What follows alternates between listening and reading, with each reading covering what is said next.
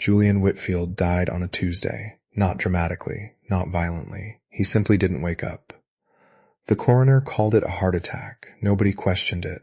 Nobody except me, and only because of one detail no one else seemed to notice. He died at 3:14 in the morning. The exact minute the Ledger's global traffic hit its highest peak in company history. I told myself it was a coincidence. I told myself a lot of things that week. The law office smelled like old paper and expensive cologne. Mara sat beside me, spine straight, hands folded, the way she always looked, when she refused to let anyone see her hurting. She still didn't own a phone that synced to anything her father's company touched. An old joke between us, how she'd rather write something down on paper than let a server remember it for her. I used to tease her about it. I never once asked her why. Victor sat across from us. Tailored black suit. Watch worth more than my car. He didn't look grieving. He looked ready. "Thank you all for coming," Elena Voss said. She smiled at everyone individually, the way people do when they've practiced it. Julian's instructions were very specific. She opened a slim leather folder. The company, the board seats, and all operational control of Whitfield Dynamics transfer to Victor Whitfield, effective immediately. Victor didn't smile. He simply nodded, like a man confirming something he already knew. "There is, however," Elena continued, "one additional clause." She looked up, directly at me. "Mr. Rourke, Julian left something for you specifically." The room went very quiet. Mara's hand found mine under the table. "There has to be a mistake," I said. "There isn't." Elena slid an envelope across the table. Black, no name on the front, only a symbol. An open eye, drawn in thin silver ink.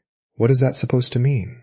Victor asked, and for the first time his voice wasn't calm. "I don't know," Elena said. I believed her. "That was my first mistake. I didn't open it in the office. I waited until we were home, until Mara had changed out of the black dress she'd worn to her own father's will reading, until the apartment was quiet enough that I could hear my own heartbeat.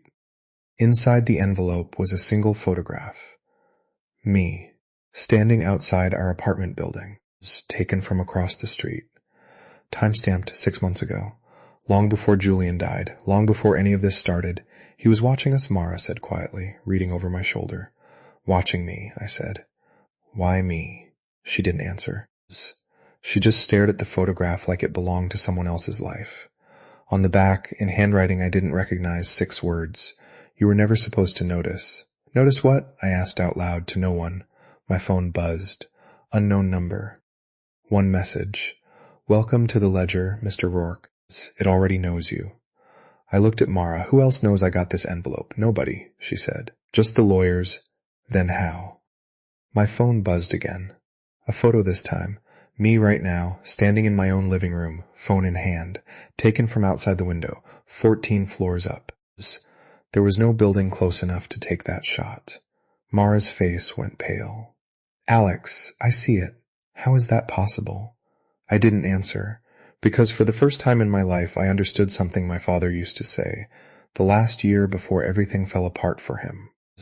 The scariest thing about being watched isn't the camera. It's realizing you can't find it. We didn't sleep that night. At 2 a.m., Mara finally spoke, staring at the ceiling. "My dad didn't leave you a photograph, Alex." "What do you mean?" "He left you a warning." "About what?" She was quiet for a long moment. "About becoming what he became." In the morning there was a second envelope, slipped under our door sometime after 4 a.m., while the building's hallway camera I checked recorded absolutely nothing. No visitor. No gap in the footage. Just an empty hallway, and then in a single frame the envelope was simply there.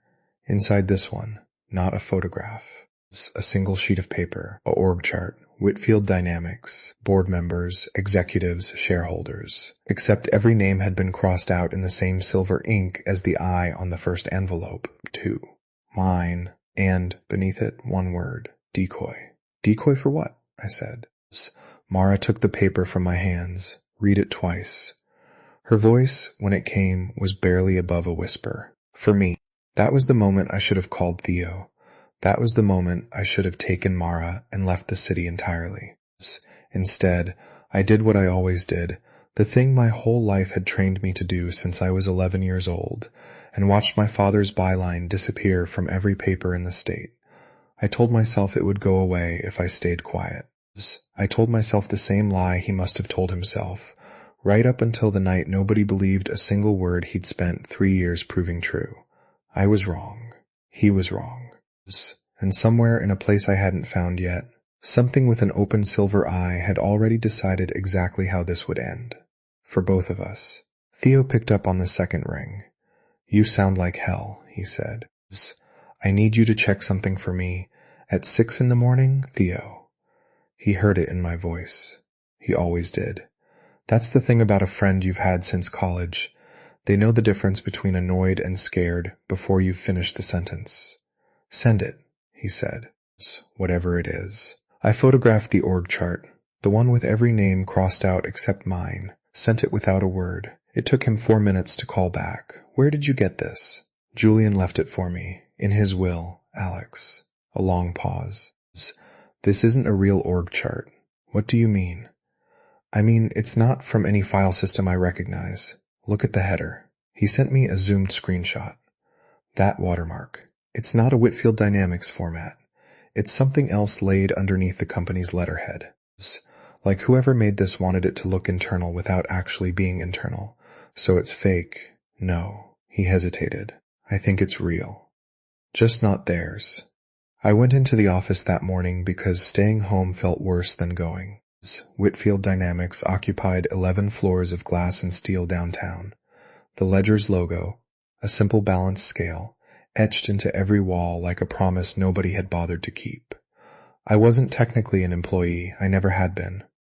I'd made a point of it. 4 years ago, the week Mara and I got married, when Julian offered me a director-level position, and I said no before he'd finished the sentence. I hadn't wanted to owe him anything. Funny, looking back, how hard I'd worked to stay out of a world that had apparently been watching me the entire time anyway. Elena found me in the lobby. "Mr. Rourke, I didn't expect to see you here. I need to see Julian's private files." Something flickered behind her eyes. Gone before I could name it. "That's a legal matter. I can arrange. You said he left something for me specifically. I want to see what else is in his office." She studied me for a moment too long. "Follow me." Julian's office hadn't been touched. Family photos, an antique globe, a single silver pen resting on a blotter, angled exactly 45 degrees, like he'd just set it down and would be right back. "Nothing's been moved," Elena said. "Per his instructions. His instructions." He was very particular about this room. Even before he passed, she lingered at the door. "Take whatever time you need." She left. I noticed too late that she hadn't asked me a single question about the org chart or the photograph, or why a dead man had left his son-in-law an envelope with a silver eye on it. People who aren't curious about something are usually people who already know the answer. I found it behind the globe. A drawer that shouldn't have existed.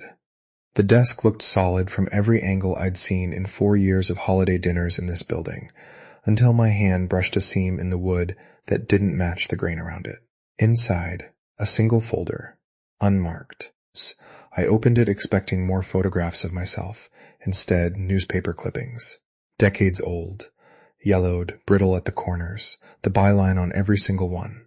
"Thomas Rourke, my father." "That's not possible," I said out loud to an empty room.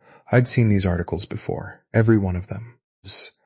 I'd grown up watching my mother clip them out of the paper and pin them to the refrigerator.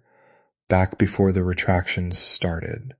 Back before the paper stopped returning his calls. Back before he died in a 1-bedroom apartment, 3 states away from the family that had stopped believing in him. I'd never told Julian about my father's career. Not once, in 4 years. Mara didn't fully know the details either. I'd never let myself talk about it long enough to give her the full shape of it. So how did a folder of my dead father's ruined investigative work end up locked inside a hidden drawer belonging to a man I'd never once mentioned him to? Underneath the clippings, one more page, not yellowed. Recent. Printed within the last year, judging by the paper stock. A single paragraph, typed, unsigned. Thomas Rourke was right about everything. He found us 20 years too early, with none of the tools he needed to prove it, and we made sure nobody would ever believe him.